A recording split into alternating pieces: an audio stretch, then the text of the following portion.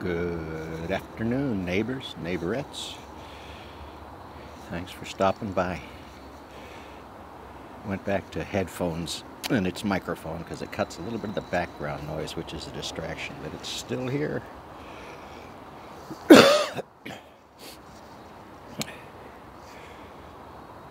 Reactors and risks. I think that'll be the title of this when it gets posted, but we'll see. We shall see. So I'm reading right now an article by Bloomberg. It's about a week old. It's under Industries and Energy.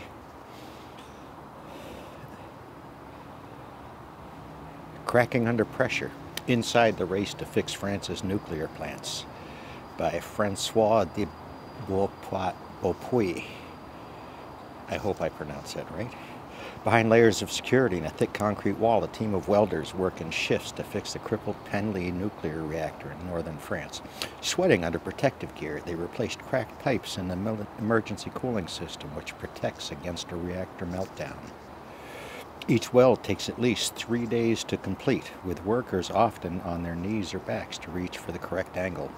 Even in radiation suits, health regulations limit work in that environment to a maximum 40 hours per year.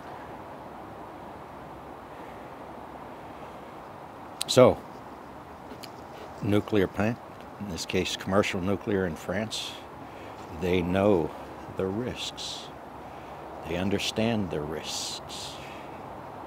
And they try to account for them to keep people from getting cancer, which is one of the outputs of working with one of the risks of working with nuclear materials. Each weld takes at least 3 days to complete.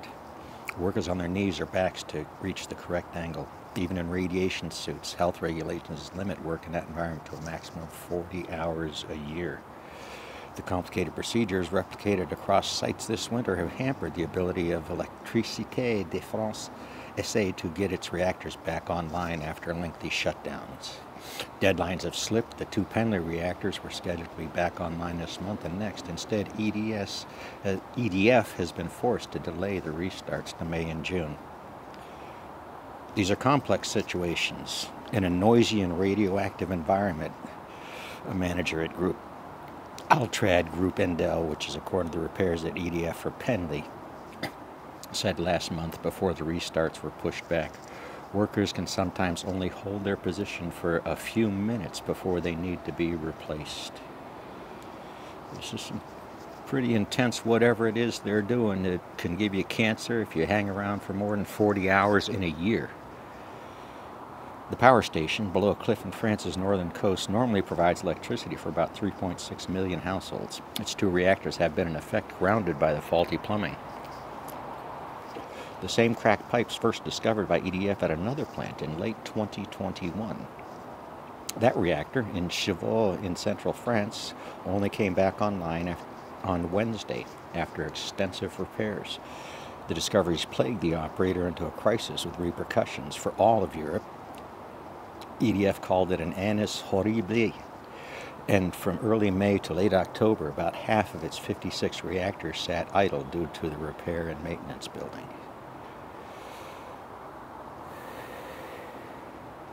Maintenance backlog. It flipped France from Europe's biggest electricity exporter into a net importer last year, just as the potential needed it for more. So I'm going to skip ahead a bit.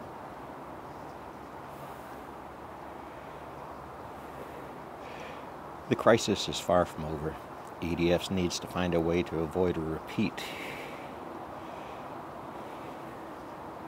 The trouble started when EDF's Civaux 1 reactor, which was only commissioned just over 2 decades ago, was undergoing a 10-year inspection.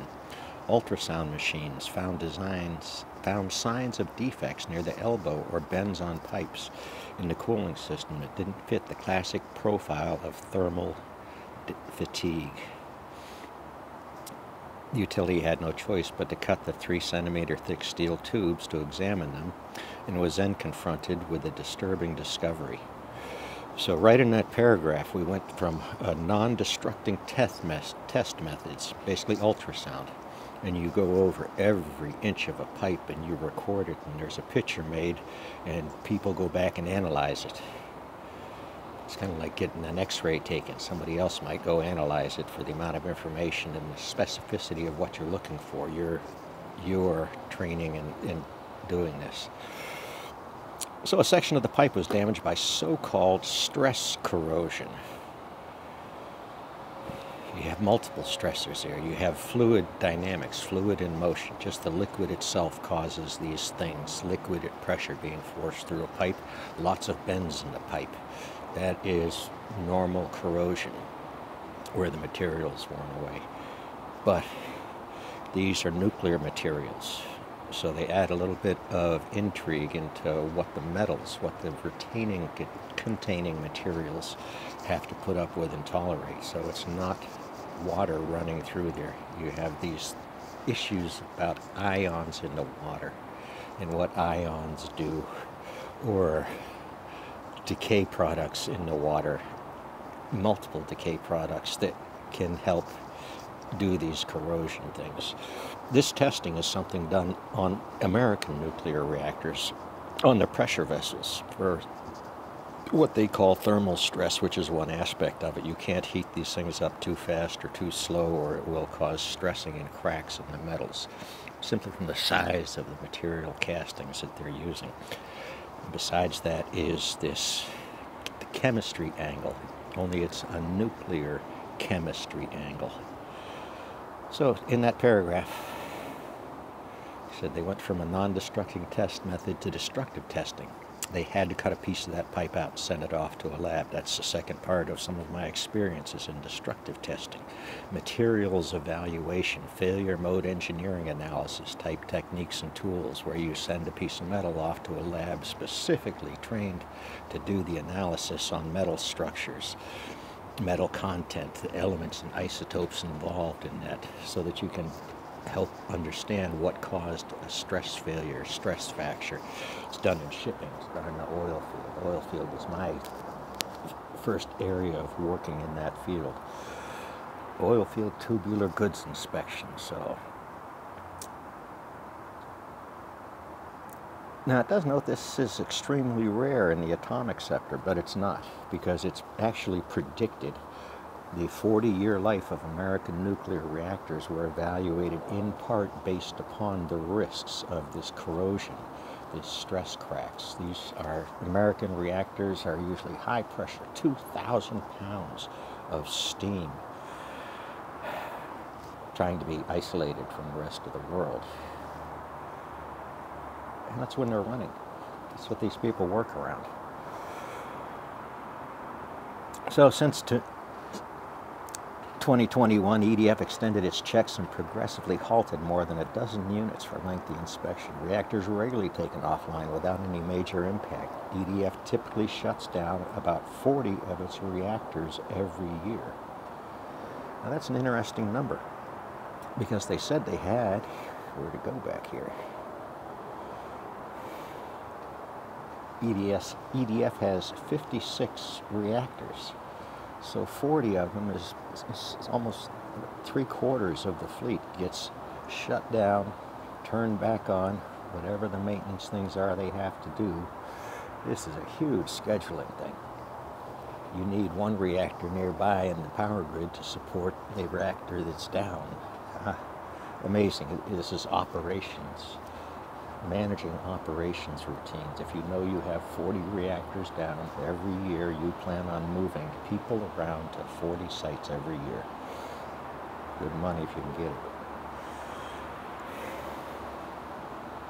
So it really is a good article, worth looking at. This is a Westinghouse adventure as well.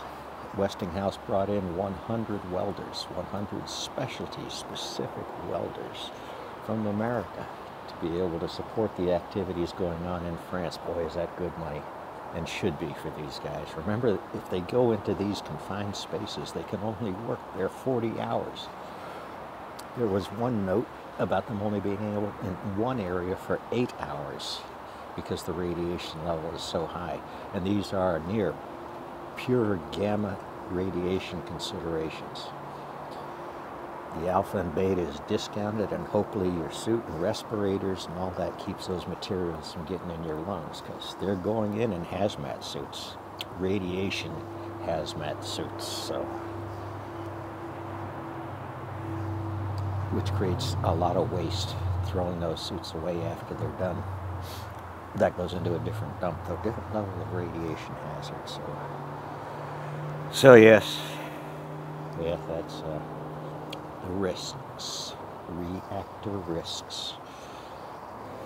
There's all sorts of reactors and all sorts of risks. And you can take that reactor and make it pollution in the air, or you can take that reactor and point to it in a chemical plant or a nuclear plant or wherever else a reactor near you is, maybe a lab somewhere. Pieces.